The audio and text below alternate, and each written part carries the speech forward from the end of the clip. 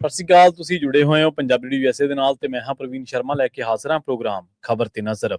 ਖਬਰ ਤੇ ਨਜ਼ਰ ਪ੍ਰੋਗਰਾਮ ਦੇ ਵਿੱਚ ਕੀ ਅਹਿਮ ਤੇ ਕਈ ਖਾਸ ਖਬਰਾਂ ਨੂੰ ਲੈ ਕੇ ਚਰਚਾ ਕਰਨ ਦੇ ਲਈ ਜੁੜ ਚੁੱਕੇ ਨੇ ਪੰਜਾਬ ਤੋਂ ਸੀਨੀਅਰ ਪੱਤਰਕਾਰ, ਉੱਘੇ ਲੇਖਕ ਅਤੇ ਸਰਗਰਮ ਸਮਾਜਿਕ ਕਾਰਕੁਨ ਦੀਪਕ ਸ਼ਰਮਾ ਚਨਾਰਥਲ ਜੀ। ਸ਼ਰਮਾ ਜੀ, ਸਤਿ ਸ਼੍ਰੀ ਅਕਾਲ, ਸਵਾਗਤ ਹੈ ਜੀ। ਸਤਿ ਸ਼੍ਰੀ ਅਕਾਲ ਪ੍ਰਵੀਨ ਜੀ, ਸਾਰੇ ਦਰਸ਼ਕਾਂ ਨੂੰ, ਸਰੋਤਿਆਂ ਨੂੰ ਪਿਆਰ ਭਰੀ ਸਤਿ ਸ਼੍ਰੀ ਅਕਾਲ। ਸਤਿ ਸ਼੍ਰੀ ਅਕਾਲ ਜੀ। ਪ੍ਰੋਗਰਾਮ ਦੇ ਵਿੱਚ ਅੱਗੇ ਵਧਣ ਤੋਂ ਪਹਿਲਾਂ ਧੰਨਵਾਦ ਕਰਦੇ ਚਲੇ ਸਪਾਂਸਰਸ ਦਾ ਜਿਹੜੇ ਜ਼ਰੀਆ ਬਣਦੇ ਨੇ ਇਹਨਾਂ ਪ੍ਰੋਗਰਾਮਾਂ ਨੂੰ ਤੁਹਾਡੇ ਤੱਕ ਪਹੁੰਚਾਉਣ ਦੇ ਲਈ। ਖਾਲਸਾ ਇੰਸ਼ੋਰੈਂਸ ਏਜੰਸੀ ਵਾਲੇ, ਜਿਨ੍ਹਾਂ ਤੋਂ ਤੁਸੀਂ ਹਰ ਤਰੀਕੇ ਦੀ ਇੰਸ਼ੋਰੈਂਸ ਲੈ ਸਕਦੇ ਹੋ। ਇੰਸ਼ੋਰੈਂਸ ਬਾਰੇ ਪਤਾ ਕਰਨ ਲਈ ਇਹਨਾਂ ਦਾ ਨੰਬਰ ਹੈ 468-272-2500। ਇਹ 1992 ਤੋਂ ਲਗਾਤਾਰ ਇੰਸ਼ੋਰੈਂਸ ਬਿਜ਼ਨਸ ਦੇ ਵਿੱਚ ਸ਼ਾਨਦਾਰ ਸੇਵਾਵਾਂ ਦੇ ਰਹੇ ਨੇ ਤੇ ਅਮਰੀਕਾ ਭਰ ਦੇ ਵਿੱਚ ਇੰਸ਼ੋਰੈਂਸ ਕਰਦੇ ਨੇ। ਓਬਾਮਾ ਕੇਅਰ, ਮੈਡੀਕੇਅਰ ਜਾਂ ਫਿਰ ਕਵਰਡ ਕੈਲੀਫੋਰਨੀਆ ਬਾਬਤ ਪਾਲਿਸੀ ਕਰਵਾਉਣ ਦੇ ਲਈ, ਸਲਾਹ ਲੈਣ ਦੇ ਲਈ ਅੱਜ ਹੀ ਕਾਲ ਕਰੋ 468-272-2500 ਤੇ। ਟਰਕੀਅਨ ਇਮੀਗ੍ਰੇਸ਼ਨ ਲਾਅ ਫਰਮ ਵਾਲੀ ਜੇ ਟਰਕੀਅਨ ਟੋਰਨੀ ਟਰਕੀਅਨ ਦੇ ਨਾਲ ਤੁਸੀਂ US ਇਮੀਗ੍ਰੇਸ਼ਨ ਬਾਬਤ ਕੋਈ ਵੀ ਸਲਾਹ ਕਰਨੀ ਹੈ, ਕੋਈ ਵੀ ਸਵਾਲ ਪੁੱਛਣਾ ਤੇ ਇਹਨਾਂ ਦਾ ਨੰਬਰ ਹੈ 4159090503। Gurdeep Singh Birdi Clovis, Mandeep Singh San Jose, Omkar Singh Fresno, Gurnam Singh Antelope, Jarnail Singh Seattle, Mandeep Dhillon Yuba City, Lali Singh Grewal Fremont ਤੋਂ। ਇਹਨਾਂ ਸਾਰੇ ਹੀ ਸਪਾਂਸਰਸ ਦਾ ਬਹੁਤ ਬਹੁਤ ਧੰਨਵਾਦ। ਤੇ ਜੇਕਰ ਤੁਸੀਂ ਵੀ ਪੰਜਾਬੀ USA ਦੇ ਇਹਨਾਂ ਪ੍ਰੋਗਰਾਮਾਂ ਨੂੰ ਸਪਾਂਸਰ ਕਰਨਾ ਚਾਹੁੰਦੇ ਹੋ ਤਾਂ ਸਟੂਡੀਓ ਦਾ ਨੰਬਰ ਹੈ 468-272-5200। ਅੱਜ ਦਾ ਖਬਰ ਤੇ ਨਜ਼ਰ ਪ੍ਰੋਗਰਾਮ ਸਾਲ 2026 ਦੀ 11 ਜੂਨ ਦਾ ਪ੍ਰੋਗਰਾਮ ਹੈ ਤੇ ਦਿਨ ਅੱਜ ਵੀਰਵਾਰ ਹੈ। ਖਬਰਾਂ ਦੇ ਵੱਲ ਆਈਏ ਤੇ ਸ਼ੁਰੂਆਤ ਕਰੀਏ ਸੁਖਬੀਰ ਬਾਦਲ ਤੋਂ। ਜੋ ਤਾਜ਼ਾ ਚਰਚਾਵਾਂ ਚੱਲ ਰਹੀਆਂ ਨੇ ਗਿਆਨੀ ਰਘਬੀਰ ਸਿੰਘ, ਜਥੇਦਾਰ ਗਿਆਨੀ ਰਘਬੀਰ ਸਿੰਘ ਦੇ ਬਿਆਨ ਦੇ ਹਵਾਲੇ ਦੇ ਨਾਲ, ਉਸ ਹਿਸਾਬ ਦੇ ਨਾਲ ਦੇਖੀਏ, ਉਸ ਤੱਕੜੀ ਦੇ ਵਿੱਚ ਪਾ ਕੇ ਦੇਖਿਆ ਜਾਵੇ ਤਾਂ ਸੁਖਬੀਰ ਬਾਦਲ ਦੀਆਂ ਮੁਸ਼ਕਲਾਂ ਕਿੰਨੀਆਂ ਕੁ ਵਧੀਆਂ ਲੱਗਦੀਆਂ ਨੇ ਸ਼ਰਮਾ ਜੀ? ਪ੍ਰਵੀਨ ਜੀ, ਜਥੇਦਾਰ ਗਿਆਨੀ ਰਘਬੀਰ ਸਿੰਘ ਹੋਰਾਂ ਨੇ ਜੋ ਕਿਹਾ ਕਿ ਉਹ ਅੱਜ ਤੱਕ ਲੁਕਿਆ ਕਿਸੇ ਤੋਂ? ਜੀ ਬਿਲਕੁਲ ਨਹੀਂ ਲੁਕਿਆ। ਸੁਖਬੀਰ ਸਿੰਘ ਬਾਦਲ ਗ੍ਰਹਿ ਮੰਤਰੀ ਸੀ। ਸੁਖਬੀਰ ਸਿੰਘ ਬਾਦਲ ਦੇ ਪਿਤਾ ਮੁੱਖ ਮੰਤਰੀ ਸੀ ਜੀ। ਬਾਈਬਲ ਕਲਾਂ ਬਰਗਾੜੀ ਦੇ ਵਿੱਚ ਜੋ ਕੁਝ ਹੋਇਆ, ਬੇਅਦਬੀ ਤੋਂ ਲੈ ਕੇ ਗੋਲੀ ਕਾਂਡ ਤੱਕ, ਅਣਪਛਾਤੀ ਪੁਲਿਸ, ਅਣਪਛਾਤੀਆਂ ਗੋਲੀਆਂ, ਉਹ ਸਾਰੇ ਵਰਤਾਰੇ ਤੋਂ ਬਾਅਦ 2 ਸਾਲ ਅਕਾਲੀ ਦਲ ਨੇ ਰਾਜ ਕੀਤਾ। ਲਗਭਗ 17 ਚ ਜਾ ਕੇ ਸਰਕਾਰ ਨਵੀਂ ਬਣੀ। 15 ਦੀਆਂ ਘਟਨਾਵਾਂ ਨੇ ਜੀ। ਉਹ 1.5-2 ਸਾਲ ਦੇ ਵਿੱਚ ਦੱਸ ਦਿਓ ਕਿ ਅਕਾਲੀ ਦਲ ਨੇ ਕੋਈ ਇਹ ਦੱਸਣ ਦੀ ਕੋਸ਼ਿਸ਼ ਕੀਤੀ ਹੋਵੇ ਕਿ ਜੀ ਅਸੀਂ ਹੁਕਮ ਦਿੱਤਾ, ਬਾਦਲ ਨੇ ਦਿੱਤਾ, ਕਿ ਛੋਟੇ ਬਾਦਲ ਨੇ ਦਿੱਤਾ, ਕਿ ਬਿਨਾਂ ਇਹਨਾਂ ਦੇ ਹੁਕਮਾਂ ਤੋਂ ਹੀ ਪੁਲਿਸ ਨੇ ਗੋਲੀ ਚਲਾਤੀ, ਜੇ ਚਲਾਈ ਤਾਂ ਕਿਹਦੇ ਕਹੇ ਤੇ ਚਲਾਈ, ਹੈ ਨਾ, ਕੌਣ ਉਹਦੇ ਪਿੱਛੇ ਸੀ, ਕੀ ਉਹਨਾਂ ਨੇ ਕੋਈ ਚਾਰਜੋਈ ਕੀਤੀ? ਉਸ ਤੋਂ ਬਾਅਦ ਕੈਪਟਨ ਅਮਰਿੰਦਰ ਸਿੰਘ ਇਸੇ ਬੇਅਦਬੀਆਂ ਦੇ ਨਾਂ ਦੇ ਉੱਤੇ ਸਰਕਾਰ ਬਣਾਉਣ ਦੇ ਵਿੱਚ ਅਹਿਮ ਰੋਲ ਨਿਭਾ ਗਏ ਕਿ ਲਓ ਜੀ ਮੈਂ ਆਉਂਦੇ ਇਨਸਾਫ ਦਿਵਾਉਂਗਾ। ਗੁਰੂ ਘਰ ਕੰਨੀ ਨੂੰ ਮੂੰਹ ਕੀਤਾ, ਗੁਟਕਾ ਸਾਹਿਬ ਤੇ ਹੱਥ ਰੱਖੇ, ਨਸ਼ੇ ਤੇ ਇਸ ਮੁੱਦੇ ਦੇ ਉੱਤੇ, ਬੇਅਦਬੀਆਂ ਵਾਲੇ ਮੁੱਦੇ ਤੇ ਭਾਵਨਾਵਾਂ ਨਾਲ ਖੇਡੇ। ਤੇ ਦੱਸੋ ਜੀ ਉਹਨਾਂ ਨੇ ਕੀ ਚਾਰਜੋਈ ਕੀਤੀ? ਇਨਸਾਫ ਮਿਲਿਆ ਜੀ। ਚੰਨੀ ਦਾ ਦੌਰ ਚਾਹੇ 3 ਮਹੀਨਿਆਂ ਦਾ ਸੀ, ਲੰਘ ਗਿਆ। ਉਹ ਤੋਂ ਬਾਅਦ ਫਿਰ ਇਹ ਆ ਗਏ ਭਗਵੰਤ ਮਾਨ ਹੋਰੀ। 4.5 ਸਾਲ ਹੋ ਗਏ ਜੀ। ਕਿ ਹੁਣ ਚੇਤੇ ਆਇਆ ਇਸ ਸਮੇਂ ਕਿ ਗਿਆਨੀ ਰਘਬੀਰ ਸਿੰਘ ਤੋਂ ਕਹਾ ਕੀ ਗੱਲ ਸਿਰੇ ਲੱਗੂਗੀ? ਜੀ। ਪੁੱਛਗਿੱਛ ਤਾਂ ਪਹਿਲਾਂ ਵੀ ਹੋਈਆਂ, ਦੱਸਿਆ ਪੁੱਛਿਆ ਤਾਂ ਪਹਿਲਾਂ ਵੀ ਗਿਆ, ਤੁਸੀਂ ਤਾਂ ਸਟੇਜਾਂ ਤੋਂ ਪਹਿਲਾਂ ਵੀ ਕਹਿੰਦੇ ਰਹੇ ਹੋ। ਸਹੀ ਹੈ। ਚਲੋ ਆਪਾਂ 2 ਦਸੰਬਰ ਦੇ ਹਵਾਲੇ ਨਾਲ ਅੱਗੇ ਵਧਦੇ ਹਾਂ ਜੀ। ਜਿਹੜਾ ਗੱਲ ਗਿਆਨੀ ਰਘਬੀਰ ਸਿੰਘ ਕਹਿੰਦੇ ਨੇ ਕਿ ਵੀ ਸ਼੍ਰੀ ਅਕਾਲ ਤਖਤ ਸਾਹਿਬ ਦੇ ਸਾਹਮਣੇ ਖੜ ਕੇ ਸੁਖਬੀਰ ਬਾਦਲ ਨੇ ਉਹ ਸਾਰਾ ਕੁਝ ਮੰਨਿਆ, ਤੇ ਜੀ ਉਹ ਕਹਿੰਦੇ ਜਨਤਕ ਪਲੇਟਫਾਰਮ ਤੇ ਹੈ ਜੀ, ਸਭ ਦੇ ਸਾਹਮਣੇ ਹੈ ਜੀ, ਸ਼੍ਰੀ ਅਕਾਲ ਤਖਤ ਸਾਹਿਬ ਦੇ ਰਿਕਾਰਡ 'ਚ ਪਿਆ ਜੀ, ਤੇ ਉੱਥੋਂ ਲੈ ਕੇ ਜੀ ਸੁਖਬੀਰ ਬਾਦਲ ਤੇ ਕਾਰਵਾਈ ਹੋਣੀ ਬਣਦੀ ਹੈ। ਪੰਜਾਬ ਤਾਂ ਪਹਿਲੇ ਦਿਨ ਤੋਂ ਪੁੱਛ ਰਿਹਾ ਜੀ, ਹਰੇਕ ਸਰਕਾਰ ਨੂੰ ਪੁੱਛਦਾ ਜੀ ਕਿ ਸਾਨੂੰ ਇਨਸਾਫ ਕਦੋਂ ਮਿਲੂਗਾ ਬੇਅਦਬੀਆਂ ਦਾ। ਸਹੀ ਹੈ, ਬਿਲਕੁਲ ਜੀ। ਦੋਸ਼ੀਆਂ ਨੂੰ ਕਟਹਿਰਿਆਂ 'ਚ ਕਦੋਂ ਖੜੇ ਕਰੋਗੇ? ਸੁਖਬੀਰ ਬਾਦਲ ਤਾਂ ਉਹਦੀ ਇੱਕ ਕੜੀ ਹੈ ਨਾ। ਫਿਰ ਜੇ ਤੁਸੀਂ ਇਸੇ ਨੱਤੇ ਦੇਖਦੇ ਹੋ ਕਿ ਹਾਂਜੀ ਉਹ ਗ੍ਰਹਿ ਮੰਤਰੀ ਸੀ, ਤੇ ਤੁਹਾਡੀਆਂ ਜਾਂਚ 'ਚ, ਤੁਹਾਡੀਆਂ ਪੜਤਾਲ 'ਚ ਤਾਂ ਡੇਰਾ ਸਿਰਸਾ ਮੁਖੀ ਤੱਕ ਦਾ ਵੀ ਜ਼ਿਕਰ ਹੈ। ਉਹਨੂੰ ਤਲਬ ਕਰਨ ਦੀ, ਉਹਦਾ ਰਿਮਾਂਡ ਲੈਣ ਦੀ, ਉਹਨੂੰ ਮੰਗਣ ਦੀ ਕਿ ਸਾਨੂੰ ਦੇ ਦਿਓ ਜੀ ਅਸੀਂ ਪੁੱਛਗਿੱਛ ਕਰਨੀ ਹੈ। ਕਦੇ ਪਹਿਲ ਕਦਮੀ ਕਿਸੇ ਨੇ ਕੀਤੀ? ਨਹੀਂ। ਚਲੋ ਆਪਾਂ ਕਹੀਏ ਕਿ 2 ਦਸੰਬਰ ਨੂੰ ਸੁਖਬੀਰ ਬਾਦਲ ਜੋ ਮੰਨ ਗਏ, ਉਹਦੇ ਆਧਾਰ ਤੇ ਕਾਰਵਾਈ। ਹੁਣ ਇਸ ਨੂੰ ਪੰਥਕ ਧਿਰਾਂ ਹੋਰ ਤਰੀਕੇ ਨਾਲ ਲੈ ਰਹੀਆਂ ਨੇ, ਰਾਜਨੀਤਿਕ ਧਿਰਾਂ ਹੋਰ ਤਰੀਕੇ ਨਾਲ ਲੈ ਰਹੀਆਂ ਜੀ। ਉਹ ਕਹਿੰਦੇ ਪੰਥ ਦੀ ਇੱਕ ਮਰਿਆਦਾ ਹੈ ਕਿ ਜਥੇਦਾਰ ਸਾਹਿਬਾਨ, ਤਖਤ ਸਾਹਿਬ ਦੇ ਹੈੱਡ ਗ੍ਰੰਥੀ, ਹੈ ਨਾ, ਸ਼੍ਰੀ ਦਰਬਾਰ ਸਾਹਿਬ ਦੇ ਹੈੱਡ ਗ੍ਰੰਥੀ, ਉਹ ਅਜਿਹੀਆਂ ਉਹਦੇ ਰੁਤਬੇ ਨੇ ਕਿ ਜਿਹੜੇ ਅਦਾਲਤੀ ਪ੍ਰਕਿਰਿਆਵਾਂ 'ਚ ਨਹੀਂ ਪੈਂਦੇ। ਖਾਸ ਕਰ ਜਥੇਦਾਰ ਸਾਹਿਬਾਨ ਬਾਰੇ ਤਾਂ ਸਪਸ਼ਟ ਹੈ। ਤੇ ਜੇ ਗਿਆਨੀ ਰਘਬੀਰ ਸਿੰਘ ਨੇ ਇਹ ਬਿਆਨ ਦਿੱਤੇ ਨੇ, ਕੀ ਉਹ ਬਤੌਰ ਜਥੇਦਾਰ ਰਹਿੰਦੇ ਆਪਣੀ ਜ਼ਿੰਮੇਵਾਰੀ ਨਿਭਾ ਗਏ ਪੂਰੀ? ਜੇ ਉਸ ਸਮੇਂ ਪੂਰੀ ਨਿਭਾਉਂਦੀ ਹੁੰਦੀ, ਹੂੰ ਡਾਮਾਡੋਲ ਨਾ ਹੁੰਦੇ ਕਦੇ ਸੁਖਬੀਰ ਵਾਲੇ ਪਾਸੇ ਕਦੇ ਕਿਸੇ ਪਾਸੇ, ਤੇ ਹੁਣ ਤੁਸੀਂ ਕਹਿ ਰਹੇ ਹੋ ਮੇਰੇ ਤੇ ਸੁਖਬੀਰ ਹੋਰੀ ਦਬਾਅ ਬਣਾਉਂਦੇ ਸੀ, ਮੈਨੂੰ ਇਹ ਕਹਿੰਦੇ ਸੀ, ਫਿਰ ਤੁਸੀਂ ਜਥੇਦਾਰ ਹੁੰਦਿਆਂ ਕਿਉਂ ਨਹੀਂ ਇਹ ਸਾਰਾ ਕੁਝ ਸਾਹਮਣੇ ਰੱਖਿਆ? ਜੀ ਸਹੀ ਹੈ। ਜਦੋਂ ਗਿਆਨੀ ਹਰਪ੍ਰੀਤ ਸਿੰਘ ਦੇ ਉੱਤੇ ਕਈ ਤਰ੍ਹਾਂ ਦੇ ਦੋਸ਼ ਲੱਗ ਰਹੇ ਸੀ, ਤਾਂ ਤੁਸੀਂ ਸਪਸ਼ਟ ਸਟੈਂਡ ਕਿਸੇ ਇੱਕ ਪਾਸੇ ਕਿਉਂ ਨਹੀਂ ਲੈ ਸਕੇ? ਤੁਸੀਂ ਆਪਣੇ ਹੀ ਰੁਤਬੇ ਬਚਾਉਣ ਦੇ ਲਈ ਅਦਾਲਤਾਂ ਦੀ ਪ੍ਰਕਿਰਿਆ 'ਚ ਕਿਉਂ ਪਏ? ਸਹੀ ਹੈ। ਤੇ ਦੂਜੀ ਗੱਲ, ਜਿਹੜੀ ਗੱਲ ਤੁਸੀਂ ਕਹਿ ਰਹੇ ਹੋ ਉਹ ਤਾਂ ਹਰੇਕ ਚੈਨਲ ਤੇ ਰਿਕਾਰਡ 'ਚ ਪਈ ਹੈ ਜੀ, ਲਾਈਵ ਚੱਲਿਆ ਉੱਥੇ ਉਸ ਦਿਨ ਦਾ ਸਾਰਾ ਵਰਤਾਰਾ। ਸਿੱਟ ਨੂੰ ਨਹੀਂ ਪਤਾ, ਸਰਕਾਰ ਨੂੰ ਨਹੀਂ ਪਤਾ, ਫਿਰ ਜਥੇਦਾਰ ਗਿਆਨੀ ਰਘਬੀਰ ਸਿੰਘ ਤੋਂ ਕਹਾ ਕੇ ਕੀ ਹੋ ਗਿਆ? ਜੇ ਕਹਾਉਣ ਲਈ ਸਿੱਟ ਆ ਵੀ ਗਈ ਸੀ, ਤੁਸੀਂ ਆਪਣੇ ਉਸ ਰੁਤਬੇ ਦਾ ਮਾਣ ਰੱਖਦੇ ਆ ਕਹਿੰਦੇ ਕਿ ਭਾਈ ਅਕਾਲ ਤਖਤ ਸਾਹਿਬ ਕੋਲ ਰਿਕਾਰਡ ਹੈ, ਉਹੀ ਲੈ ਲਓ, ਕਹਿਣ ਦੀ ਦੱਸਣ ਦੀ, ਰਿਕਾਰਡ 'ਚ ਆਉਣ ਦੀ ਕੀ ਲੋੜ ਸੀ ਤੁਹਾਨੂੰ? ਫਿਰ ਸਹੀ ਹੈ, ਬਿਲਕੁਲ ਜੀ। ਕੀ ਇਹਨੂੰ ਇਸ ਪ੍ਰਕਿਰਿਆ ਵਜੋਂ ਦੇਖੀਏ ਕਿ ਜਿਹੜੀ ਸਿੱਟ ਲਾਪਤਾ ਪਾਵਨ ਸਰੂਪਾਂ ਦੇ ਮਾਮਲੇ 'ਚ ਲੱਭਦੀ ਫਿਰਦੀ ਆ ਸਾਰਾ ਕੁਝ, ਤੇ ਉਹ ਕਹਿੰਦੀ ਜੀ ਐਸਜੀਪੀਸੀ ਦੇ ਦਫ਼ਤਰਾਂ 'ਚੋਂ ਅਸੀਂ ਰਿਕਾਰਡ ਇਕੱਠਾ ਕਰ ਰਹੇ ਹਾਂ, ਤੇ ਇਕੱਠਾ ਕਰਦੇ ਕਰਦੇ ਰਿਕਾਰਡ ਚਲੇ ਗਏ ਮਤਲਬ ਕਿ ਬੈਂਕਾਂ ਤੱਕ, ਖਾਤਿਆਂ ਤੱਕ, ਵਹੀਆਂ ਤੱਕ। ਹੁਣ ਇਸ ਮਾਮਲੇ 'ਚ ਕੀ ਇਹ ਮੰਨੀਏ ਕਿ ਸਿੱਟ ਹੁਣ ਸ਼੍ਰੀ ਅਕਾਲ ਤਖਤ ਸਾਹਿਬ ਦੇ ਸਕੱਤਰੇ ਤੱਕ ਜਾਊਗੀ? ਸਹੀ ਹੈ। ਇਹਦੇ ਅਰਥ ਇਹ ਲਈਏ ਕਿ ਹੁਣ ਸਿੱਟ ਉੱਥੇ ਬੈਠ ਕੇ ਪੁਰਾਣੇ ਸਾਰੇ ਹੁਕਮਨਾਮੇ ਫਰੋਲੂਗੀ? ਬਿਲਕੁਲ। ਇਹਦੇ ਅਰਥ ਕੀ ਉਹ ਉਹਨਾਂ ਦੀ ਵੀਡੀਓ ਲਾਇਬ੍ਰੇਰੀ ਵੀ ਚੈੱਕ ਕਰੂਗੀ, ਕੀ ਉਹਨਾਂ ਦੀ ਕਾਗਜ਼ੀ ਲਾਇਬ੍ਰੇਰੀ ਵੀ ਚੈੱਕ ਕਰੂਗੀ, ਕੀ ਉਹ ਸ਼੍ਰੋਮਣੀ ਕਮੇਟੀ ਦੇ ਪ੍ਰਧਾਨ ਨੂੰ ਤਲਬ ਕਰੂਗੀ ਕਿ ਲਿਆਓ ਜੀ ਸਕੱਤਰੇ ਦਾ ਸਾਰਾ ਹਿਸਾਬ ਕਿਤਾਬ ਸਾਨੂੰ ਦਿਓ, ਕੰਟਰੋਲ ਕੁੰਜੀਆਂ ਸਾਨੂੰ ਫੜਾ ਦਿਓ? ਗਿਆਨੀ ਰਘਬੀਰ ਸਿੰਘ ਦੱਸ ਦੇਣ ਨਾ ਕਿ ਕਰ ਕੀ ਰਹੇ ਹਾਂ ਅਸੀਂ। ਸਹੀ ਹੈ। ਸੁਖਬੀਰ ਬਾਦਲ ਤੇ ਕਾਨੂੰਨੀ ਕਾਰਵਾਈ ਲਈ ਤਾਂ ਬਹੁਤ ਕੁਝ ਸਰਕਾਰਾਂ ਕੋਲ ਪਹਿਲਾਂ ਪਿਆ ਸੀ, ਉਸ ਤਰੀਕੇ ਨਾਲ ਅੱਗੇ ਵਧ ਲੈਂਦੇ। ਤੁਸੀਂ ਤਾਂ ਜਿਸ ਨੂੰ ਚਿੱਟੇ ਦਾ ਤਸਕਰ ਦੱਸਦੇ ਰਹੇ ਉਹਦੇ ਖਿਲਾਫ ਅਜੇ ਤੱਕ ਚਲਾਨ ਨਹੀਂ ਪੇਸ਼ ਕਰ ਪਾ ਰਹੇ, ਤੇ ਉੱਥੇ ਤਾਂ ਤੁਸੀਂ ਆਮਦਨ ਤੋਂ ਬਾਅਦ ਜਾਇਦਾਦ ਦੇ ਕੇਸ 'ਚ ਉਲਝੇ ਫਿਰਦੇ ਹੋ। ਜੀ ਸਹੀ ਹੈ। ਤੇ ਜਦੋਂ ਮਾਮਲਾ ਆਉਂਦਾ ਫਿਰ ਮਾਫੀਆਂ ਮੰਗ ਕੇ ਭੱਜ ਜਾਂਦੇ ਹੋ। ਇਸੇ ਵਿਕਰਮ ਮਜੀਠੀਆ ਤੋਂ ਮਾਫੀ ਮੰਗ ਕੇ ਭੱਜੇ ਸੀ ਕੇਜਰੀਵਾਲ ਜੀ। ਤੇ ਇਸ ਲਈ ਇਹ ਨਿਰੋਲ ਰਾਜਨੀਤੀ ਹੈ, ਔਰ ਇਸ ਰਾਜਨੀਤੀ ਦੇ ਵਿੱਚੋਂ ਆਮ ਆਦਮੀ ਪਾਰਟੀ ਭਟਕਣ 'ਚ ਵੱਧ ਲੱਗਦੀ ਹੈ। ਅਕਾਲੀ ਦਲ ਨੂੰ ਲੋਕਾਂ ਨੇ ਵੋਟਾਂ 'ਚ ਵੀ ਹਰਾ ਕੇ, ਮਨਾਂ 'ਚੋਂ ਵੀ ਤਾਰ ਕੇ ਆਪਣਾ ਦੱਸਤਾ ਕਿ ਅਸੀਂ ਇਹਨਾਂ ਨੂੰ ਕਿੰਨਾ ਕੁ ਗੁਨਾਹਗਾਰ ਮੰਨਦੇ ਆ। ਉਹਨਾਂ ਨੇ ਤਾਂ ਆਪਣਾ ਸਰਟੀਫਿਕੇਟ ਦੇਤਾ। ਸਹੀ ਹੈ। ਇੱਕ ਵਾਰ ਨਹੀਂ, 2 ਵਾਰ ਦੇਤਾ। ਤੇ ਇਸ ਮੌਕੇ ਜੇ ਇਹਨਾਂ ਨੂੰ ਇਹ ਚੀਜ਼ਾਂ ਚੇਤੇ ਆ ਰਹੀਆਂ ਨੇ, ਇਹਦਾ ਮਤਲਬ ਤੁਹਾਨੂੰ ਲੱਗਿਆ ਕਿ ਹੁਣ ਬਿਜਲੀ ਵਾਲਾ ਫਾਰਮੂਲਾ ਨਹੀਂ ਚੱਲ ਰਿਹਾ, ਹੁਣ 10 ਲੱਖ ਵਾਲਾ ਫਾਰਮੂਲਾ ਵੀ ਨਹੀਂ ਚੱਲ ਰਿਹਾ, ਹੁਣ ਸਿਹਤ ਕ੍ਰਾਂਤੀ, ਸਿੱਖਿਆ ਕ੍ਰਾਂਤੀ, ਪਖਾਨਾ ਕ੍ਰਾਂਤੀ, ਇਹ ਸਭ ਹਵਾ ਹੋ ਗਈਆਂ। ਤੁਹਾਨੂੰ ਲੱਗਿਆ 1000-1500 ਵਾਲੀ ਗੱਲ ਵੀ ਅਜੇ ਤੱਕ ਨਹੀਂ ਬਣਦੀ ਆ ਰਹੀ, 4 ਮਹੀਨੇ ਰਹਿ ਗਏ, ਦੇ ਹੀ ਨਹੀਂ ਪਾ ਰਹੇ ਅਸੀਂ, ਹੈਨਾ। ਫਿਰ ਅਮਨ ਕੁੰਦ ਦੀ ਸਥਿਤੀ ਤੇ ਘਿਰੇ ਸੀਗੇ, ਉਹਦੇ ਵਿੱਚ ਅਸੀਂ ਕੋਈ ਲੋਕਾਂ ਨੂੰ ਜਵਾਬਦੇਹੀ ਨਹੀਂ ਸਪਸ਼ਟ ਕਰ ਪਾ ਰਹੇ।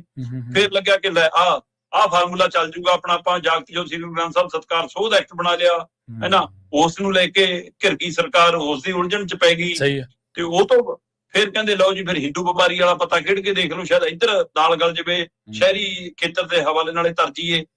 ਉੱਥੇ ਵੀ ਉਲਟਾ ਘੇਰੇਬੰਦੀ ਹੋ ਗਈ, ਤੇ ਹੁਣ ਲੱਗਿਆ ਕਿ ਨਹੀਂ ਫਿਰ ਧਾਰਮਿਕ ਮਸਲੇ ਤੇ ਆ ਜਾਓ।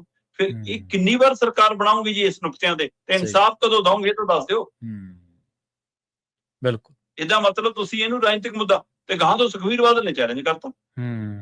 ਸੁਖਬੀਰ ਬਾਦਲ ਕਹਿੰਦਾ ਵੀ FIR ਕਰ ਦਿਓ, ਮੈਨੂੰ ਫੋਨ ਕਰਕੇ ਦੱਸ ਦਿਓ, ਮੈਂ ਆ ਜਾਊਂਗਾ। ਠੀਕ ਹੈ। ਹੁਣ ਸੁਖਬੀਰ ਬਾਦਲ ਕੀ ਪੁਰਾਣੇ ਤਜਰਬੇ 'ਚੋਂ ਬੋਲਦਾ ਕਿ ਵੀ ਜਦੋਂ ਕੈਪਟਨ ਅਮਰਿੰਦਰ ਨੇ ਮੈਨੂੰ ਤੇ ਮੇਰੇ ਪਿਓ ਨੂੰ ਚੱਕਿਆ ਸੀ, ਤਾਂ ਸਾਡੀ ਸਰਕਾਰ ਬਣ ਗਈ ਸੀ। ਸਹੀ। ਉਹ ਕਹਿੰਦਾ ਚੱਕੋ, ਕਿ ਐਂ ਨਹੀਂ ਤਾਂ ਐਂ ਸ਼ਾਇਦ ਸਾਡੇ ਪ੍ਰਤੀ ਲੋਕਾਂ ਦੀ ਉਹ ਬਦਲ ਜਾਵੇ। ਪਰ ਇਸ ਬੇਅਦਬੀ ਵਾਲੇ ਮਸਲਿਆਂ ਦੇ ਉੱਤੇ 4 ਮੁੱਖ ਮੰਤਰੀ ਬਣ ਲਏ, 3 ਸਰਕਾਰਾਂ ਬਦਲ ਲਈਆਂ। ਸਹੀ ਹੈ। ਪਰ ਇਨਸਾਫ ਨਹੀਂ ਮਿਲਿਆ, ਰਾਜਨੀਤੀ ਉਹ ਮਿਲੀ ਆ, ਤੇ ਇਹ ਵੀ ਰਾਜਨੀਤਿਕ ਇਕਦਾ ਹੈ। ਬਸ ਰਾਜਨੀਤੀਵਾਨ ਤਾਂ ਰਾਜਨੀਤੀ ਕਰਨ, ਤਾਂ ਉਹ ਗੱਲ ਆਪਾਂ ਨੂੰ ਲੱਗਦਾ ਕਿ ਚਲੋ ਇਹ ਤਾਂ ਰਾਜਨੀਤੀ ਕਰ ਰਹੇ ਨੇ, ਪਰ ਜਿਸ ਤਰੀਕੇ ਨਾਲ ਤੁਸੀਂ ਗਿਆਨੀ ਰਘਬੀਰ ਸਿੰਘ ਜੀ ਬਾਰੇ ਦੱਸਿਆ ਕਿ ਉਹਨਾਂ ਨੇ ਇਹਨਾਂ ਦਰਿਆਵੀ ਥਾਂ ਦੇ ਉੱਤੇ ਲਿਜਾ ਕੇ ਇਹਨਾਂ ਚੀਜ਼ਾਂ ਨੂੰ, ਤੇ ਉਹ ਵੀ ਤਾਂ ਮਰਿਆਦਾ ਦੇ ਨਾਲ ਕੋਈ ਇਨਸਾਫ ਨਹੀਂ ਕਰ ਰਹੇ ਨਾ। ਚਲੋ ਲੀਡਰਾਂ ਨੇ ਤਾਂ ਲੀਡਰੀ ਕਰਨੀ ਹੈ, ਪਰ ਸਾਡੇ ਧਾਰਮਿਕ ਆਗੂ ਵੀ ਆਪਣੀਆਂ ਗੱਲਾਂ ਤੋਂ ਭੱਜ ਰਹੇ ਨੇ। ਸਵਾਲ ਇਸ ਗੱਲ ਦਾ ਵੀ ਹੈ। NDA ਦੀ ਬੈਠਕ ਦੇ ਵਿੱਚ ਕਹਿੰਦੇ ਪ੍ਰਕਾਸ਼ ਸਿੰਘ ਬਾਦਲ ਦਾ ਜ਼ਿਕਰ ਹੋਇਆ ਜੀ, ਮੋਦੀ ਨੂੰ ਯਾਦ ਆਏ ਨੇ। ਜਦੋਂ 3 ਖੇਤੀ ਕਾਨੂੰਨ ਲਿਆਂਦੇ ਗਏ ਜੀ, ਪੰਜਾਬ ਤੋਂ ਆਵਾਜ਼ ਉੱਠਣੀ ਸ਼ੁਰੂ ਹੋਈ ਉਹਨਾਂ ਦੇ ਵਿਰੋਧ 'ਚ, ਤਾਂ ਸੁਖਬੀਰ ਸਿੰਘ ਬਾਦਲ ਤੇ ਹਰਸਿਮਰਤ ਕੌਰ ਬਾਦਲ ਨੇ ਪੂਰਾ ਜ਼ੋਰ ਲਾਇਆ ਕਿ ਅਸੀਂ ਕਾਨੂੰਨਾਂ ਦੀ ਪੈਰਵੀ ਕਰੀਏ, ਇਹਨਾਂ ਨੂੰ ਦੱਸੀਏ ਕਿ ਨਹੀਂ, ਜੇ ਤਾਂ ਬਹੁਤ ਲਾਹੇਵੰਦ ਨੇ। ਤੋਮਰ ਦੀਆਂ ਚਿੱਠੀਆਂ ਲਿਆ ਕੇ ਦਿਖਾ, ਪ੍ਰਕਾਸ਼ ਸਿੰਘ ਬਾਦਲ ਤੋਂ ਵੀ ਵੀਡੀਓ ਬਣਵਾ, ਉਹ ਤੋਂ ਵੀ ਕਹਾ, ਸਾਰਾ ਕੁਝ ਕੀਤਾ। ਜੀ। ਚਲੋ ਜੀ, ਸਥਿਤੀ ਇਹ ਬਣ ਗਈ ਕਿ ਸਾਰਾ ਪੰਜਾਬ ਇੱਕ ਪਾਸੇ ਖੜਾ ਹੋ ਗਿਆ ਤੇ ਬਾਦਲ ਧਿਰ ਇੱਕ ਪਾਸੇ ਰਹਿ ਗਈ, ਤੇ ਆਖਰ ਆਪਣੀ ਸ਼ਾਖ ਬਚਾਉਣ ਦੇ ਲਈ, ਪੰਜਾਬ 'ਚ ਤੁਰੇ ਫਿਰਨ ਲਈ ਇਹਨਾਂ ਨੇ ਤੋੜ ਵਿਛੋੜਾ ਕੀਤਾ। ਹਰਸਿਮਰਤ ਨੂੰ ਛੱਡ ਕੇ ਆਉਣਾ ਪਿਆ ਮੋਦੀ ਕੈਬਨਿਟ 'ਚੋਂ ਬਾਹਰ, ਤੇ ਉਹ ਤੋਂ ਬਾਅਦ ਇਹ ਤੋਮਰ ਨੂੰ ਤਖਤੀਆਂ ਦਿਖਾਉਣ ਲੱਗ ਪਏ ਉੱਥੇ ਸੰਸਦ ਦੇ ਬਾਹਰ ਖੜ ਕੇ। ਹਾਂਜੀ। ਬਦਲ ਗਿਆ ਤਰੀਕਾ। ਤਦ ਸੁਖਬੀਰ ਸਿੰਘ ਬਾਦਲ ਕਹਿੰਦੇ ਵੀ ਕਿ ਕੀ ਦੱਸੀਏ ਜੀ, ਅਸੀਂ ਤਾਂ ਸੀਗੇ ਹੀ ਐਨਡੀਏ ਦਾ ਹਿੱਸਾ, ਕਦੇ ਐਨਡੀਏ ਦੀ ਬੈਠਕ 'ਚ ਤਾਂ ਹੋਈ ਓ ਨਹੀਂ ਜੀ, ਕਦੇ ਸਾਨੂੰ ਪੁੱਛਿਆ ਹੀ ਨਹੀਂ ਜੀ ਫੈਸਲਿਆਂ 'ਚ। ਤਾਂ ਮਤਲਬ ਇਹਦਾ ਮਤਲਬ ਐਨਡੀਏ ਨਾਂ ਦਾ ਸੀ। ਸਹੀ ਹੈ। ਜਾਂ ਤਾਂ ਐਨਡੀਏ ਉਸ ਸਮੇਂ ਸੀ ਜਦੋਂ ਵਾਜਪਾਈ ਦੇ ਨਾਲ ਕੋਈ ਖੜ ਨਹੀਂ ਰਿਹਾ ਸੀ। ਪ੍ਰਕਾਸ਼ ਸਿੰਘ ਬਾਦਲ ਕੱਲਾ ਜਿਹਾ ਬੰਦਾ ਸੀ ਜਿਹੜਾ ਬਸਪਾ ਦੇ ਨਾਲ ਮਿਲ ਕੇ ਚੋਣ ਲੜਿਆ ਸੀ, ਉਹਦੇ ਬਾਵਜੂਦ ਕਹਿੰਦਾ ਬਿਨਾਂ ਸ਼ਰਤ ਸਮਰਥਨ ਦਿੱਤਾ ਵਾਜਪਾਈ ਸਾਹਿਬ ਜੀ। ਵੱਡਾ ਤਾਂ ਖੇਡਿਆ ਸੀ ਪ੍ਰਕਾਸ਼ ਸਿੰਘ ਬਾਦਲ ਨੇ। ਜਾਂ ਤਾਂ ਐਨਡੀਏ 'ਚ ਉਸ ਸਮੇਂ ਬੁੱਕਰ ਸੀ, ਜਾਂ ਫਿਰ ਇਸ ਵਾਰ 400 ਪਲੱਸ ਜਾਏਂਗੇ ਹਮ ਜੀ, ਤੇ ਰਹਿ ਗਏ 250 ਦੇ ਗੇਟ 'ਚ ਫਸ ਕੇ, ਫਿਰ ਚੇਤੇ ਆਏ ਸਹਿਯੋਗੀ ਦਲ, ਜਾਂ ਫਿਰ ਐਨਡੀਏ ਦਾ ਮਾੜਾ ਜਿਹਾ ਮੁੱਲ ਹੁਣ ਪਿਆ। ਉਹ ਤੋਂ ਪਹਿਲੀਆਂ ਸਰਕਾਰਾਂ 'ਚ ਕਿੰਨਾ ਕਿ ਇਹਨਾਂ ਨੇ ਐਨਡੀਏ ਵਾਲੇ ਮੈਂਬਰਾਂ ਨੂੰ ਪੁੱਛਿਆ ਕਦੇ? ਸਹੀ ਹੈ, ਬਿਲਕੁਲ ਜੀ। ਇਸ ਲਈ ਇਸ ਵਾਰ ਜਿਹੜਾ ਮਾਮਲਾ ਹੈ, ਬੇਸ਼ੱਕ ਹਰ ਵਾਰ ਨਹਿਰੂ ਵਾਲੇ ਮਸਲੇ ਤੇ ਰੌਲਾ ਪਾਉਂਦੇ ਨੇ ਕਿ ਨਹਿਰੂ ਤੋਂ ਇੰਨੇ ਦਿਨ ਉੱਪਰ ਹੋ ਗਏ ਜੀ, ਇੰਨੇ ਉਹ ਰਿਕਾਰਡ ਵੀ ਖਿੱਲਾ ਮੋਲਾ ਨਾਲ ਦਿਖਾਈ ਜਾਂਦੇ ਨੇ। ਓਵਰਆਲ ਜਦੋਂ ਦੇਖੋਗੇ ਕਿੰਨੇ ਸਾਲ ਰਾਜ ਕੀਤਾ, ਅਜੇ ਉਹ ਫਰਕ ਹੈਗਾ। ਪਰ ਤੁਸੀਂ ਦਿਨ ਗਿਣਾਉਣ ਦੀ ਬਜਾਏ ਕੰਮ ਗਿਣਾ ਦਿਓ ਜੀ ਆਪਣੇ। ਦਿਨਾਂ ਦੀ ਪ੍ਰਾਪਤੀ ਨਾਲ ਉਹ ਕੰਮਾਂ ਦੀ ਪ੍ਰਾਪਤੀ ਗਿਣਾਓ ਨਾ। ਤੇ ਉਹਦੇ ਵਿੱਚ ਦੱਸੋ ਜੀ, ਤੁਸੀਂ ਨੋਟਬੰਦੀ ਨੂੰ ਰੱਖ ਲਓ, ਫਿਰ ਉਹਦੇ ਵਿੱਚ ਆਪਣੀ ਪ੍ਰਾਪਤੀਆਂ 'ਚ ਲੋਕਾਂ ਨੂੰ ਦੱਸੋ ਕਿ ਅਸੀਂ ਨੋਟਬੰਦੀ ਕਰਾਈ ਸੀ ਜੀ ਆਪਣੇ ਰਾਜ ਵਿਭਾਗ 'ਚ। ਦੱਸੋ ਤੁਸੀਂ ਕਿ ਕਰੋਨਾ ਦੇ ਵਿੱਚ ਜੀ ਅਸੀਂ ਲੋਕਾਂ ਨੂੰ ਕੀ ਨਹੀਂ ਸਹੂਲਤਾਂ ਦਵਾ ਸਕੇ, ਦੱਸੋ ਆਪਣੀਆਂ ਉਹ ਪ੍ਰਾਪਤੀਆਂ ਰੱਖ ਲਓ। ਚਲੋ, ਹੁਣ ਇਸ ਸਮੇਂ ਜੀ ਐਨਡੀਏ ਦੀ ਬੈਠਕ ਦੇ ਵਿੱਚ ਅਟਲ ਬਿਹਾਰੀ ਵਾਜਪਾਈ ਵੀ ਚੇਤੇ ਆਏ ਇਹਨਾਂ ਨੂੰ। ਇਹਨਾਂ ਨੂੰ ਲਾਲ ਕ੍ਰਿਸ਼ਨ ਅਡਵਾਨੀ ਵੀ ਚੇਤੇ ਆਏ। ਇਹਨਾਂ ਨੂੰ ਮੁਰਲੀ ਮਨੋਹਰ ਜੋਸ਼ੀ ਵੀ ਚੇਤੇ ਆਏ। ਅੱਛਾ। ਇਹਨਾਂ ਨੂੰ ਬਾਲ ਠਾਕਰੇ ਵੀ ਚੇਤੇ ਆਏ। ਇਹਨਾਂ ਨੂੰ ਪ੍ਰਕਾਸ਼ ਸਿੰਘ ਬਾਦਲ ਵੀ ਚੇਤੇ ਆਏ। ਠੀਕ ਹੈ। ਮਤਲਬ ਮੈਂ ਸੋਚ ਰਿਹਾ ਸੀ ਕਿ ਬੀਜੇਪੀ ਦੇ ਲੀਡਰ ਬੈਠੇ ਨੇ ਸਾਰੇ, ਇਹਨਾਂ ਦੇ ਸਹਿਯੋਗੀ ਦਲਾਂ ਦੇ ਲੀਡਰ ਐਨਡੀਏ ਵਾਲੇ ਸਾਰੇ ਬੈਠੇ ਨੇ, ਤੇ ਉਹ ਸਾਰਿਆਂ ਨੂੰ ਜਦੋਂ ਮਤਲਬ ਕਿ ਮੁਰਲੀ ਮਨੋਹਰ ਜੋਸ਼ੀ ਤੇ ਅਡਵਾਨੀ ਨੂੰ ਚੇਤੇ ਕਰ ਰਹੇ ਹੋਣਗੇ ਇਹ ਜੀ, ਜ਼ਿਕਰ ਆਇਆ ਹੋਊਗਾ, ਤਾਂ ਚੇਤੇ ਨਹੀਂ ਆਇਆ ਹੋਊਗਾ ਕਿ ਮੋਦੀ ਜੀ ਤੁਸੀਂ ਵੀ 75 ਸਾਲ ਦੇ ਹੋਗੇ, ਤੁਹਾਡੀ ਵੀ ਉਮਰ ਹੋ ਗਈ ਮਾਰਗਦਰਸ਼ਕ ਮੰਡਲ 'ਚ ਜਾਣ ਦੀ। ਉਸ ਪਾਸੇ ਨਹੀਂ ਗੱਲ ਉਹ ਨਹੀਂ ਚੇਤੇ ਆਇਆ। ਉਹ ਨਿਯਮ ਆਪਣੀ ਵਾਰ ਨੂੰ ਕਿਉਂ ਬਦਲਦੇ ਫਿਰ? ਸਹੀ ਹੈ, ਇਹਦੇ ਉਹ ਜਵਾਬ। ਚਲੋ, ਹੁਣ ਬਾਲਾ ਸਾਹਿਬ ਠਾਕਰੇ ਤਾਂ ਠੀਕ ਹੈ, ਤੁਹਾਡੀ ਵਿਚਾਰਧਾਰਾ ਇੱਕ ਸੀ, ਉਸੇ ਏਜੰਡੇ ਤੇ ਚੱਲਦੇ ਸੀ, ਪਰ ਪ੍ਰਕਾਸ਼ ਸਿੰਘ ਬਾਦਲ ਨੇ ਤਾਂ ਇੱਕ ਤਰ੍ਹਾਂ ਨਾਲ ਪੰਜਾਬ ਦੇ, ਕੌਮ ਦੇ, ਪੰਥ ਦੇ ਏਜੰਡੇ ਲਾਂਭੇ ਰੱਖਤੇ। ਇਹਦਾ ਮਤਲਬ ਉਹਨਾਂ ਨਾਲ ਜਾ ਕੇ। ਸਹੀ ਹੈ। ਫਿਰ ਅਗਲੇ ਚੇਤੇ ਨਾ ਕਰਨ ਤਾਂ ਕਿਉਂ ਨਾ ਕਰਨ ਜੀ। ਚਲੋ ਠੀਕ ਹੈ, ਉਹਨਾਂ ਨੇ ਇਸ ਰੂਪ 'ਚ ਚੇਤੇ ਕੀਤਾ ਕਿ ਜੀ ਕਿ ਸਾਡੇ ਸਹਿਯੋਗੀ ਰਹੇ ਨੇ। ਸ਼ਾਇਦ ਇਸ ਲਈ ਵੀ ਚੇਤੇ ਆਏ ਹੋਣ ਕਿ ਜਦੋਂ ਇਸ ਐਨਡੀਏ ਗਰੁੱਪ ਦੀ ਫੋਟੋ ਹੋਈ ਤਾਂ ਉਸ ਫੋਟੋ ਦੇ ਵਿੱਚ ਘੱਟ ਗਿਣਤੀ ਭਾਈਚਾਰੇ 'ਚ ਕੋਈ ਚਿਹਰਾ ਨਹੀਂ ਦਿਖਿਆ ਜੀ। ਸਹੀ ਹੈ। ਮਤਲਬ ਖਾਸ ਕਰਕੇ ਸਿੱਖ ਭਾਈਚਾਰਾ ਜਾਂ ਮੁਸਲਿਮ ਭਾਈਚਾਰਾ, ਖਾਸ ਕਰਕੇ ਦਸਤਾਰਧਾਰੀ ਜਿਹੜਾ ਚਿਹਰਾ ਹੈ ਉਹ ਸਾਰੀ ਭੀੜ 'ਚੋਂ ਵੱਖਰਾ ਚਮਕਦਾ। ਉਹ ਕਮੀ ਵੀ ਖਲੀ ਹੋਣੀ, ਉਹ ਚੇਤੇ ਆਇਆ ਥੋੜਾ। ਜਾਂ ਫਿਰ ਜਿਹੜੀਆਂ ਗੱਲਾਂ ਆਪਾਂ ਪਿਛਲੇ 2-3 ਦਿਨਾਂ ਤੋਂ ਕਰਦੇ ਆ ਰਹੇ ਹਾਂ ਕਿ ਅੰਦਰ ਨਾ ਅੰਦਰ ਕੁਝ ਚੱਲ ਰਿਹਾ ਹੈ, ਗੱਠਜੋੜ ਦੀਆਂ ਮੁੜ ਕੇ ਸੁਭਾਵਨਾ ਬਣ ਰਹੀਆਂ, ਇਸ ਲਈ ਇਹ ਸੌਫਟ ਕਾਰਨਰ ਇਸ ਲਈ ਤਾਂ ਨਹੀਂ। ਬਾਦਲ ਸਾਹਿਬ ਨੂੰ ਯਾਦ ਕਰਨ ਦਾ ਮਤਲਬ ਇਹ ਤਾਂ ਨਹੀਂ ਕਿ ਪੁੱਤ ਨੂੰ ਭਰਮਾ ਲਈਏ, ਨੂੰਹ ਨੂੰ ਭਰਮਾ ਲਈਏ ਦੁਬਾਰਾ। ਕੋਈ ਭਰਮਾਉਣ ਦੀ ਕੀ ਲੋੜ, ਉਹ ਤਾਂ ਭਰਮਾਏ ਹੋਏ ਨੂੰ ਤਾਂ ਤਿਆਰ ਨੇ। ਸਹੀ ਹੈ। ਤੁਸੀਂ ਹਾਕ ਤਾਂ ਮਾਰੋ, ਉਹ ਤਾਂ ਨੰਗੇ ਪੈਰੀ ਆਉਣਗੇ।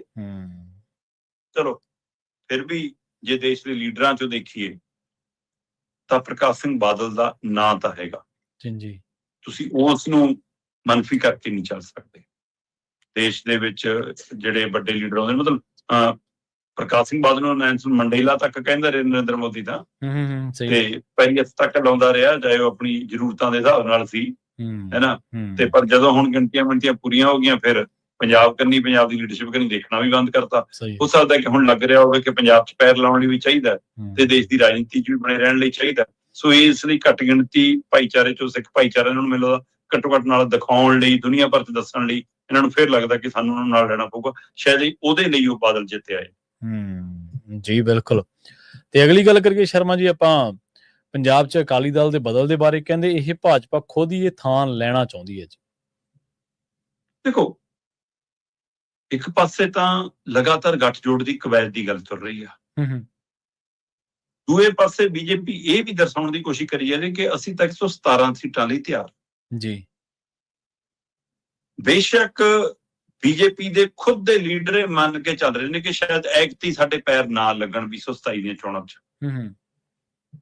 ਮਤਲਬ ਇੱਕ ਵਾਰ ਲੋਕ ਸਭਾ ਚੋਣਾਂ 'ਚ ਲੱਗਿਆ ਸੀ ਕਿ ਚਾਹੇ ਸੀਟ ਸਾਡੀ ਕੋਈ ਨਹੀਂ, ਵੋਟਾਂ ਤਾਂ ਅਸੀਂ ਅਕਾਲੀ ਦਲ ਤੋਂ ਹੀ ਵੱਧ ਲੈ ਗਏ, ਪਰ ਨਗਰ ਨਿਗਮ, ਨਗਰ ਕੌਂਸਲ ਜਿਹੜੀ ਨਿਰੋਲ ਸ਼ਹਿਰੀ ਖੇਤਰ ਦੀਆਂ ਵੋਟਾਂ ਸੀ, ਉਹਦੇ ਵਿੱਚ ਤਾਂ ਤੁਸੀਂ ਅਕਾਲੀਆਂ ਤੋਂ ਪਿੱਛੇ ਵੀ ਰਹਿ ਗਏ, ਆਜ਼ਾਦ ਤੋਂ ਪਿੱਛੇ ਵੀ ਰਹਿ ਗਏ, 5ਵੇਂ 6ਵੇਂ ਨੰਬਰ ਤੇ ਖੜੇ ਤੇ ਜਿੰਨੇ 13-14 ਤੁਹਾਡਾ ਬੰਦਾ ਖੜਾ ਸੀ, ਚੋਂ 1100 ਤੋਂ ਵੱਧ ਦੀਆਂ ਆਪਣੀ ਜ਼ਮਾਨਤਾਂ ਜ਼ਬਤ ਨੇ।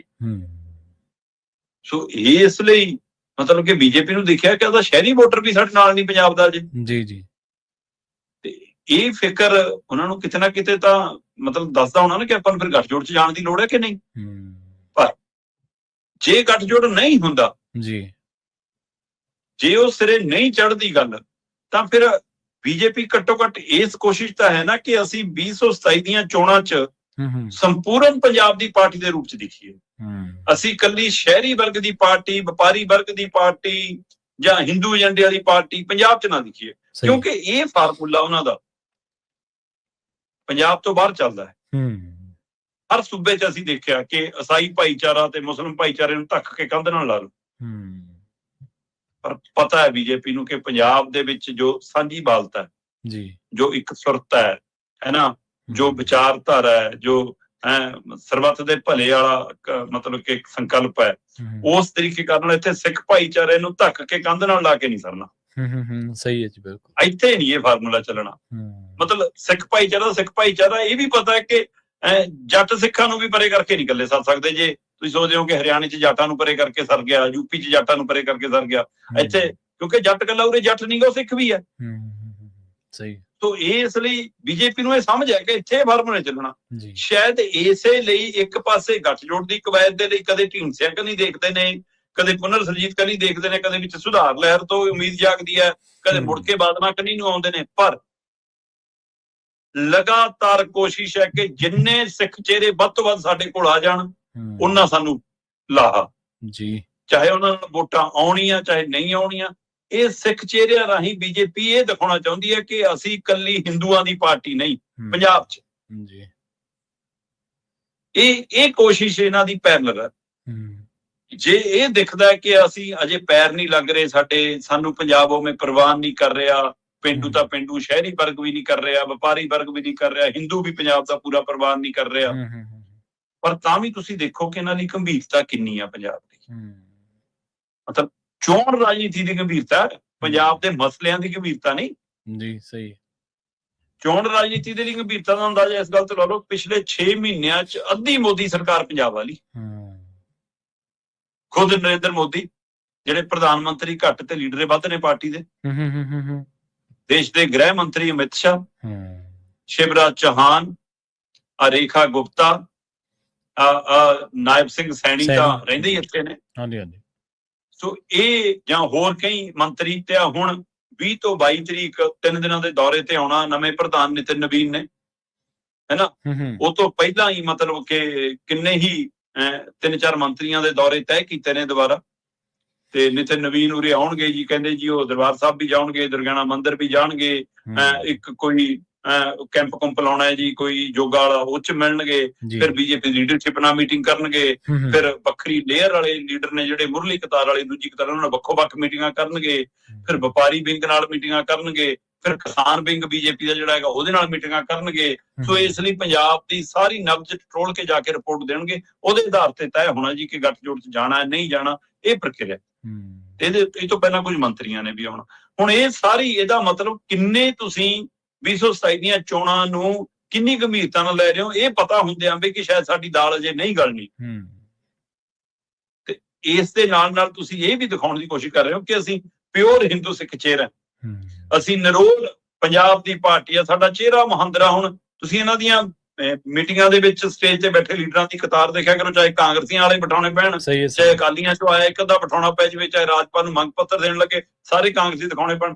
ਇਹ ਮਤਲਬ ਦਸਤਾਰਧਾਰੀਆਂ ਨੂੰ ਵੱਧ ਦਿਖਾਉਣ ਦੀ ਕੋਸ਼ਿਸ਼ ਕਰ ਰਹੇ ਨੇ। ਇਹ ਇਹਨਾਂ ਨੂੰ ਇਹ ਹੈ ਕਿ ਪੰਜਾਬ ਨੂੰ ਅਸੀਂ ਇੰਜ ਭਰਮਾ ਸਕਦੇ ਹਾਂ। ਬਿਲਕੁਲ ਇੱਥੇ ਕੋਈ ਲੀਡਰ ਪੱਗ ਬੰਨ੍ਹ ਕੇ ਆ ਜਾਵੇ ਤੇ ਉਹਨੇ 'ਚ ਅਸੀਂ ਤਾਂ ਬਾਗੋ ਬਾਗ ਹੋ ਜਾਂਦੇ ਹਾਂ, ਬੋਲੇ ਸੋਨੇ ਹਾਲ ਕਹਿ ਦੇਵੇ ਤਾਂ ਉਹਨੇ 'ਚ ਬਾਗੋ। ਮਤਲਬ ਸਾਨੂੰ ਭਰਮਾਉਣਾ, ਇਹਦਾ ਮਤਲਬ ਪਿੱਛੇ ਲਾਉਣਾ ਆਸਾਨ ਹੈ। ਸਹੀ ਹੈ।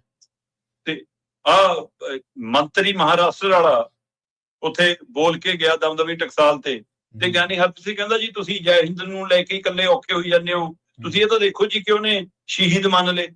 ਫਿਰ ਇਹ ਵੀ ਯਾਦ ਕਰ ਲਓ ਕਿ ਨਾਲੇ ਅਮਿਤ ਸ਼ਾਹ ਨੇ ਕਹਿਤਾ ਕਿ ਉਹਦੀ ਨਿੱਜੀ ਵਿਚਾਰਧਾਰਾ ਹੋਣੀ, ਸਾਡੀ ਨਹੀਂ। ਉਹ ਵੀ ਇੱਕ ਪਾਸੇ ਉਹ ਪੰਜਾਬ ਦੇ ਵਿੱਚ ਪੈਰ ਲਾਉਣਾ ਚਾਹੁੰਦੇ, ਦੂਜੇ ਪਾਸੇ ਸਪਸ਼ਟ ਕਹਿ ਰਹੇ ਨੇ ਪੁਰਾਣਾ ਇਤਿਹਾਸ ਬੀਜੇਪੀ ਦਾ ਬੋਲਦਾ ਹੈ। ਆ ਨਵਾਂ ਵੀ ਪੜ੍ਹ ਲਓ ਚੈਪਟਰ, ਅਮਿਤ ਸ਼ਾਹ ਤਾਂ ਹੁਣ ਵੀ ਕਹਿੰਦਾ। ਤੇ ਇਸ ਲਈ ਅੰਦਰ ਕੀ ਹੈ ਤੇ ਦਿਖਾਵਾ ਕੀ ਹੈ, ਕੀ ਇਹ ਪੰਜਾਬ ਪਛਾਣ ਪਾਊਗਾ? ਸਵਾਲ ਇਹ ਅਜੇ ਵੀ ਖੜਾ ਹੈ। ਉਹ ਤਾਂ ਦਿਖਾਉਣ ਆ ਰਹੇ ਨੇ ਕਿ ਜੀ ਜੇ ਅਕਾਲੀ ਦਲ ਨਹੀਂ ਤਾਂ ਅਸੀਂ ਉਹ ਅਕਾਲੀ ਦਲ ਨਾ, ਅਸੀਂ ਉਹ ਬੀਜੇਪੀ। ਵੈਸੇ ਕਾਂਗਰਸੀਕਰਨ ਪੂਰਾ ਹੋ ਹੀ ਗਿਆ ਬੀਜੇਪੀ ਦਾ। ਸਹੀ ਹੈ ਜੀ, ਬਿਲਕੁਲ। ਅਗਲੀ ਗੱਲ ਕਰੀਏ ਸ਼ਰਮਾ ਜੀ, ਆਪਾਂ ਹਾਰਮੁਜ਼ ਦੇ ਵਿੱਚ 3 ਭਾਰਤੀਆਂ ਦੀ ਜਾਨ ਗਈ ਹੈ ਜੀ। ਰਵੀਨ ਜੀ, ਇਹ ਬੜੀ ਚਿੰਤਾਜਨਕ ਸਥਿਤੀ ਹੈ ਜੀ ਕਿ ਪਿਛਲੇ 4-5 ਦਿਨਾਂ ਦੇ ਦਰਮਿਆਨ ਭਾਰਤ ਦੇ 3 ਦੇ ਕਰੀਬ ਅਜਿਹੇ ਜਹਾਜ਼ਾਂ ਦੇ ਉੱਤੇ, ਮਤਲਬ ਜਿਹਦੇ ਪਰ ਭਾਰਤੀ ਕਰੂ ਮੈਂਬਰ ਸਵਾਰ ਸੀਗੇ, ਉਹ 3 ਜਹਾਜ਼ ਪਿਛਲੇ 4-5 ਦਿਨਾਂ 'ਚ ਅਮਰੀਕੀ ਫੌਜ ਵੱਲੋਂ ਨਿਸ਼ਾਨਾ ਬਣਾਏ ਗਏ। 8 ਜੂਨ ਨੂੰ ਜੀ ਮੈਰੀ ਵੇਕਸ ਨਾਂ ਦਾ ਮਤਲਬ ਜਹਾਜ਼ ਸੀਗਾ ਤੇ ਉਹਦੇ ਉੱਤੇ 24 ਭਾਰਤੀ ਰੈਸਕਿਊ ਕਰਨੇ ਪਏ। ਫਿਰ 10 ਜੂਨ ਨੂੰ ਸੈਟੇਵੈਲੋ ਨਾਂ ਦਾ ਜਹਾਜ਼, ਉਹ ਉਸ 'ਚ ਮਤਲਬ ਕਿ 24 ਭਾਰਤੀ ਉਹਦੇ ਵਿੱਚ ਸੀਗੇ। 21 ਭਾਰਤੀਆਂ ਨੂੰ ਬਚਾਇਆ ਗਿਆ ਤੇ ਰੈਸਕਿਊ ਕਰ ਲਿਆ ਗਿਆ। 3 ਭਾਰਤੀਆਂ ਦੇ ਲਾਪਤਾ ਹੋਣ ਦੀ ਖਬਰ ਆਈ। 3 ਚੋਂ ਫਿਰ 3 ਦੀ ਮੌਤ ਦੀ ਖਬਰ ਆ ਗਈ। 2 ਦੀਆਂ ਲਾਸ਼ਾਂ ਮਿਲ ਗਈਆਂ ਜੀ, 1 ਦੀ ਭਾਲ ਕਰ ਰਹੇ ਆ ਜੀ।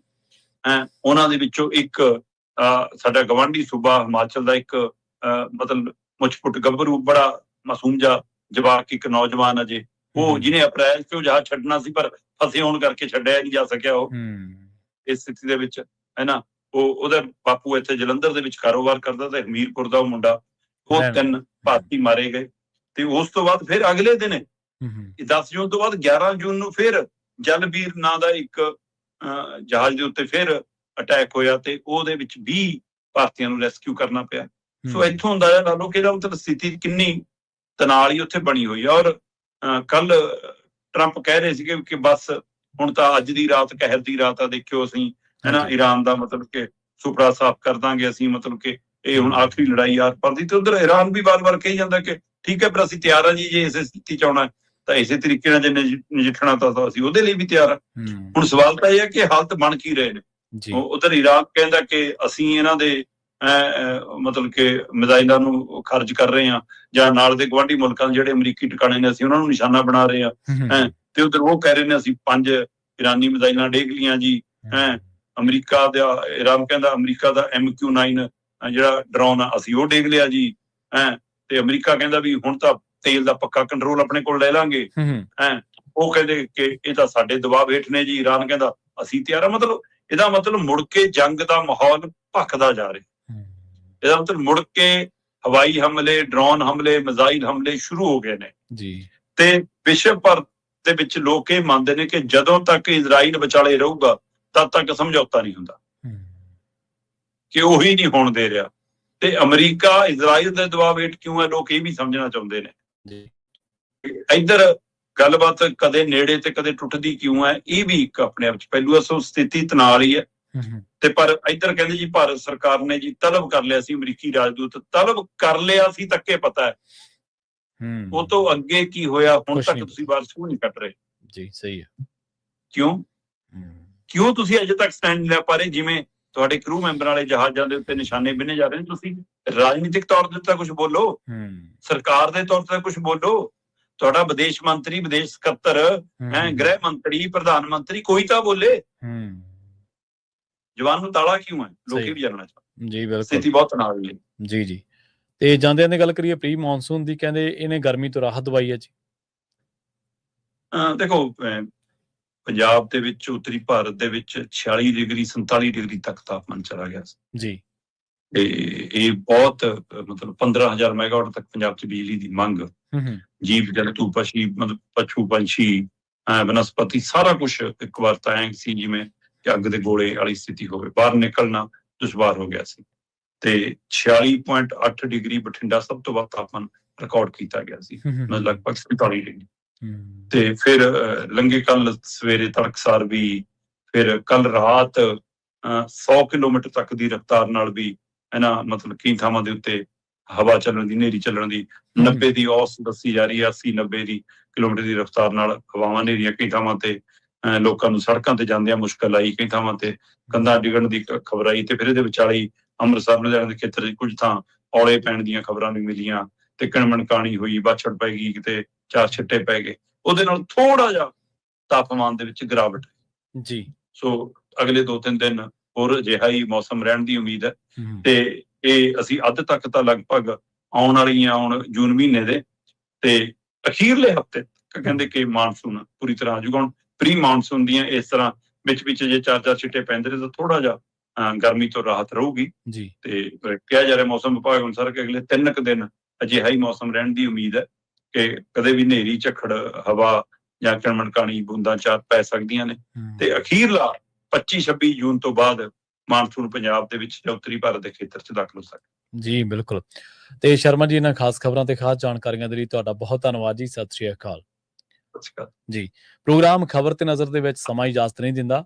ਆਪਾਂ ਬਹੁਤ ਸਾਰੀਆਂ ਅਹਿਮ ਖਬਰਾਂ ਨੂੰ ਲੈ ਕੇ ਚਰਚਾ ਕੀਤੀ ਹੈ। ਅਸੀਂ ਉਮੀਦ ਕਰਦੇ ਹਾਂ ਕਿ ਇਹ ਪ੍ਰੋਗਰਾਮ ਤੁਹਾਨੂੰ ਪਸੰਦ ਆਇਆ ਹੋਵੇਗਾ। ਪੰਜਾਬੀ ਰੇਡੀਓ USA ਨੂੰ ਆਪਣਾ ਪਿਆਰ ਇਸੇ ਤਰ੍ਹਾਂ ਦਿੰਦੇ ਰਹੋ। ਤੁਹਾਡਾ ਸਾਰਿਆਂ ਦਾ ਬਹੁਤ ਧੰਨਵਾਦ। ਸਤਿ ਸ਼੍ਰੀ ਅਕਾਲ। ਇਸੇ ਤਰ੍ਹਾਂ ਜੁੜੇ ਰਹੋ ਪੰਜਾਬੀ ਰੇਡੀਓ USA।